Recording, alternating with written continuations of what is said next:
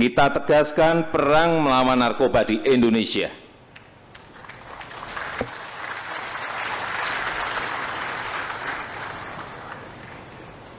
Saya ingin ingatkan kepada kita semuanya, di kementerian, di lembaga, di aparat-aparat hukum kita, terutama di Polri, kejar mereka, tangkap mereka, hajar mereka, hantam mereka.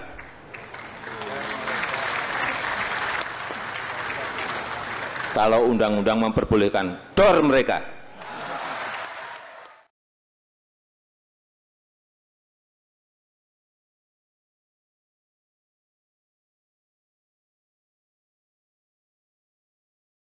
Dan menurut saya ini adalah sudah darurat Indonesia narkoba. Ada kira-kira sudah 4,5 juta yang terkena. 1,2 juta sudah tidak bisa direhabilitasi karena sudah terlanjur sangat parah. Dan setiap hari ada kurang lebih 40 sampai 50 yang meninggal karena narkoba. Setiap hari ada 64 pengedar berat yang sudah dihukum mati oleh pengadilan. Datang ke meja saya. Begitu masuk ke meja saya sudah saya sampaikan, tidak ada yang saya beri pengampunan untuk narkoba.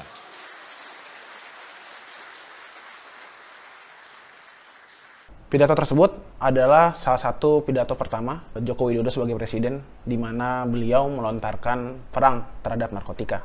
Narkotika bersama isu-isu lain secara sengaja dipilih sebagai komoditas politik, dalam artian ketika isu-isu ini dapat dimenangkan atau paling tidak terlihat menang, maka pemerintahan ini terlihat terlegitimasi dan oleh karena itu dianggap mampu untuk melanjutkan di periode berikutnya. Narkotika secara spesifik dipilih dengan argumen bahwa ada 4,5 juta orang jadi korban kejahatan narkotika, ada 40-50 orang mati setiap harinya karena narkotika, ada 1,2 juta orang yang tidak bisa lagi direhabilitasi.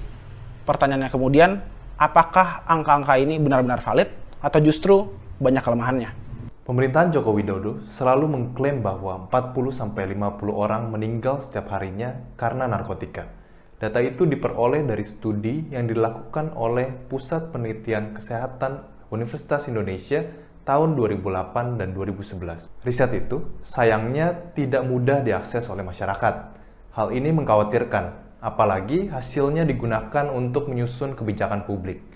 Sejumlah ilmuwan terkemuka pernah mengkritisi penelitian tersebut di jurnal The Lancet, sebuah jurnal kesehatan internasional ternama. Metode rekrutmen responden dalam penelitian tersebut tidaklah memadai, yang kemudian menghasilkan sampel data yang kurang representatif dan hasil yang tidak serta-merta dapat digeneralisir.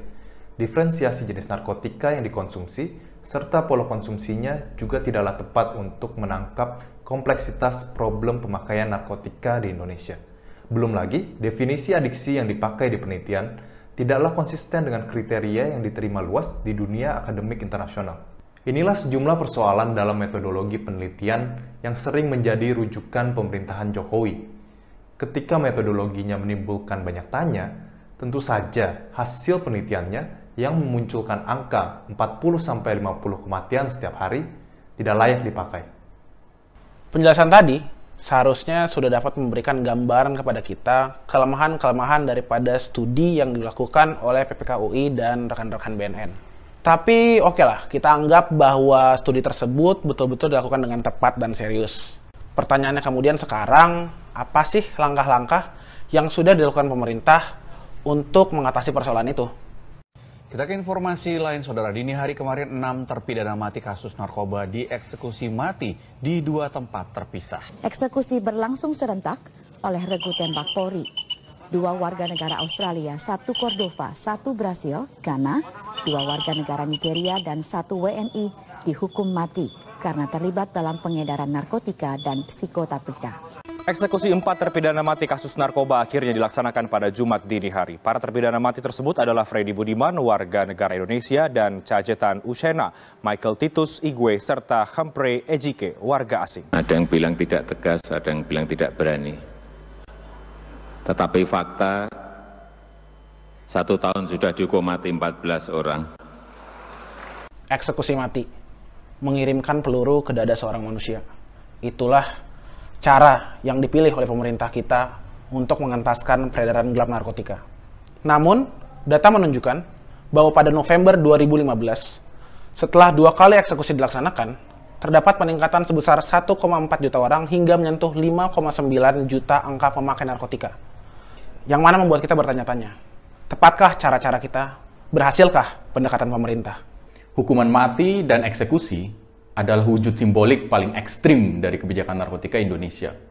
Melalui eksekusi, Jokowi hendak memberi kesan bahwa dia keras terhadap kejahatan narkotika dan memberi pesan akan efek jera. Namun sayangnya, bukti tidak berbanding lurus dengan intensi Jokowi tersebut. Laporan tahunan BNN tidak menunjukkan adanya penurunan angka kejahatan narkotika, setidaknya sejak 2010 hingga 2016.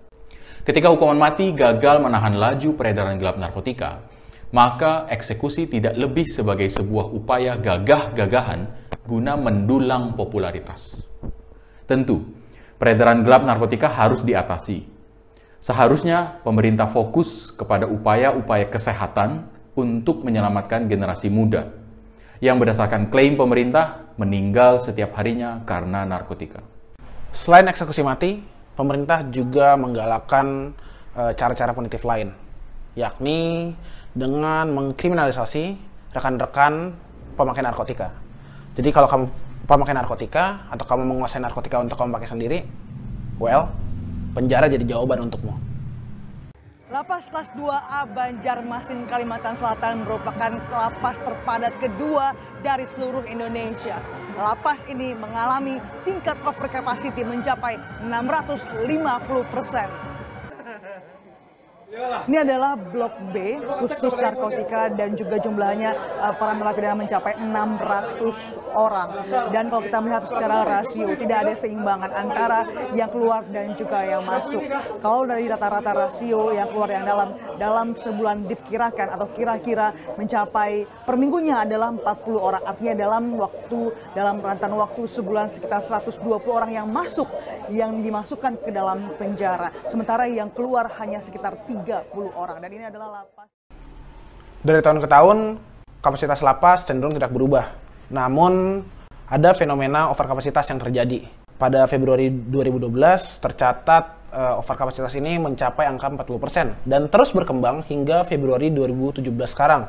Sekarang angkanya sudah mencapai sekitar lebih dari 70%. Dan narkotika menjadi tindak pidana yang menyumbang angka paling besar ke dalam overkapasitas tersebut. Jika pemakaian narkotika dan penguasaan narkotika dalam jumlah terbatas didekriminalisasi, maka angka overkapasitas 74% tadi dapat berkurang menjadi 22% saja. Hal ini tentu saja dapat membantu kerja teman-teman kita di rutan dan lapas agar menjadi lebih efektif dalam memasyarakatkan teman-teman narapidana.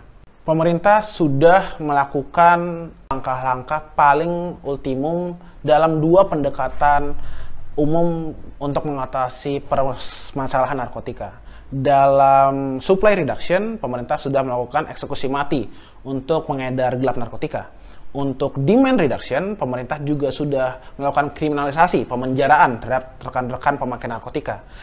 2 langkah tersebut sayangnya tidak berhasil sampai sekarang. Mungkin ini waktunya pemerintah untuk melangkah maju, tidak lagi membentuk kebijakan berdasarkan ideologi atau retorika moral belaka, namun juga berlandaskan analisis dan bukti-bukti ilmiah yang sahih. Setidaknya ada 3 manfaat ketika kebijakan publik disusun berbasiskan bukti. Pertama, pemerintah tahu kebijakan mana yang akan berhasil atau berpotensi berhasil, dan mana yang terbukti tidak efektif. Kedua, dengan demikian kebijakan publik menjadi efektif dan menghindarkan pemerintah dari pengeluaran yang tidak jelas. Ketiga, dampak ke depannya adalah kebijakan publik dapat diuji dan teruji akuntabilitasnya oleh masyarakat. Nah, kebijakan publik yang berbasis bukti ini juga sebenarnya menguntungkan kita sebagai masyarakat karena kita terhindar dari implementasi kebijakan yang buruk dan tidak efektif yang sebenarnya menghabiskan pajak hasil kerja keras kita. Kebijakan narkotika Indonesia yang menyandarkan pada pendekatan punitif dengan hukuman mati dan kriminalisasi pemakaian narkotika sebagai ujung tombaknya, sesungguhnya telah terbukti tidak berhasil mencapai tujuan yang diinginkan, yaitu menurunkan angka peredaran gelap narkotika. Lantas, yang menjadi pertanyaan adalah, mengapa pemerintah begitu bersikeras memaksakan menempuh kebijakan yang punitif ini ketika hal itu hanya menghabiskan pajak masyarakat atas sesuatu yang tidak memberikan manfaat apapun? Kriminalisasi pemakaian dan penguasaan narkotika telah terbukti menyebabkan lembaga pemasyarakatan kelebihan muatan atau overcrowded. LBH Masyarakat memandang bahwa dekriminalisasi pemakaian narkotika dan penguasaan narkotika dalam skala kecil dapat menjadi solusi atas persoalan ini. Dekriminalisasi juga bisa memberikan dua manfaat. Pertama, meringankan beban kerja aparat penegak hukum, karena mereka cukup fokus kepada pemberantasan peredaran narkotika dalam skala besar.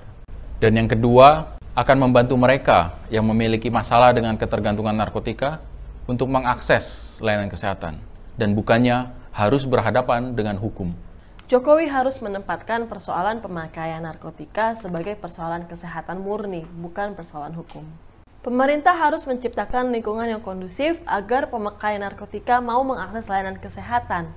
Salah satu upaya menciptakan lingkungan yang kondusif itu adalah dengan menghapus hukuman mati, karena hukuman mati itu justru akan meningkatkan narasi negatif yang pada akhirnya membuat pengguna narkotika tidak mau mengakses layanan kesehatan. Selain itu, pemerintah juga harus memperluas cakupan layanan yang terbukti berhasil membantu menurunkan angka ketergantungan narkotika. Pemerintah juga harus memperbanyak mekanisme yang dapat membantu mengatasi persoalan overdosis narkotika. Dan masih banyak lagi langkah-langkah yang perlu dan mampu diambil Presiden Joko Widodo dalam wewenangnya untuk menciptakan kebijakan narkotika yang lebih humanis. Jika Indonesia memang serius ingin mengatasi permasalahan narkotika, maka negara seharusnya membangun situasi yang merangkul pemakai narkotika, bukannya justru meningkatkan stigma dan diskriminasi bagi rekan-rekan pemakai narkotika. Masih sangat jelas di ingatan kami, harapan yang muncul ketika seorang sipil terpilih memimpin negeri ini. Sebuah harapan akan negara yang hadir untuk semua orang, termasuk bagi jutaan pemakai narkotika dan keluarganya. Semoga akhirnya Bapak mengerti bahwa penjara bukan solusi bagi pemakai narkotika dan langkah-langkah menuju dekriminalisasi sangat dibutuhkan. Semoga akhirnya Bapak mau menghentikan eksekusi mati, karena setiap manusia berharga. Dukung, jangan hukum.